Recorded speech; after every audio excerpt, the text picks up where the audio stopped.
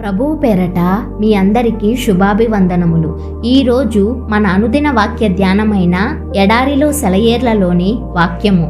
నా ఉద్యానవనము మీద విసరుడి, దాని పరిమళములు వ్యాపింపజేయుడి. పరమగీతము 4వ అధ్యాయము 16వ వచనము. ఆ అధ్యాయంలో కనిపించే సుగంధ ద్రవ్యాల వెనుక చాలా అర్థం ఉంది. అగరు అనేది చేదైన పదార్థం. అది చేదైన పదార్థాల్లో ఉండే మాధుర్యాన్ని గురించి చెబుతూ ఉంటుంది. ఈ చేదు తీయదనం అనుభవించిన వాళ్లకే అర్థమవుతుంది. గోపరసం అనే పదార్థాన్ని చనిపోయిన వాళ్లను సిద్ధపరిచేందుకు వాడతారు. ఇది మరణానికి సూచనగా ఉంది.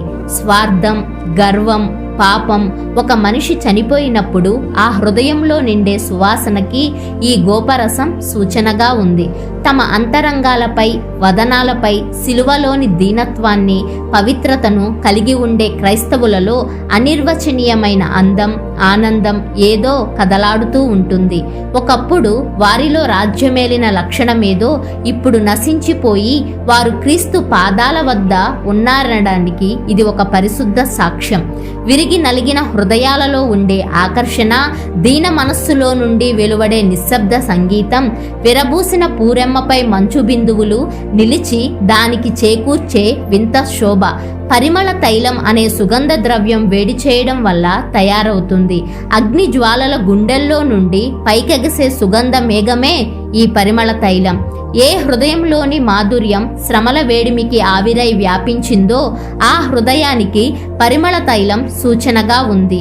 ఆ సుగంధపు ఆవిరి స్తుతి ప్రార్థనల పొగలుగా పైకి లేస్తుంది. మనం మన హృదయపు పరిమళాన్ని, సౌరభాన్ని, మాధుర్యాన్ని వెలువరిస్తున్నామా? దేవా, నీలోని సౌరభం నా ద్వారా వ్యాపించేలా నన్ను నీతో కలిసి ఉండని. పిట్ట కథ ఒకటి పర్షియా ప్రాంతానిది. మట్టి ముద్ద కథ వినండి. గుమగుమలాడుతూ ఆ ప్రాంతమంతా పరిమళాలు నింపుతూ పరవశింపజేస్తూ కనిపించింది ఓ ప్రయాణికుడికి. ఎవరు నీవు? మేలి ముసుగులో ఉన్న అత్తరు పన్నీరువా? సామర్కాండు సంపంగె నూనెవా? కాదంది ఆ మట్టి ముద్ద. మట్టి ముద్దను మాత్రమే నేనంది. విరిసిన ఈ సుగంధం మరి నీకెక్కడిది? విప్పి చెబుతా వినండి ఈ వింత రహస్యం. విరబూసిన గులాబీతో చేశాను స్నేహం. చిత్రం ఈ చిన్న కథ. షారోను గులాబీతో కలిసి ఉండేవారు.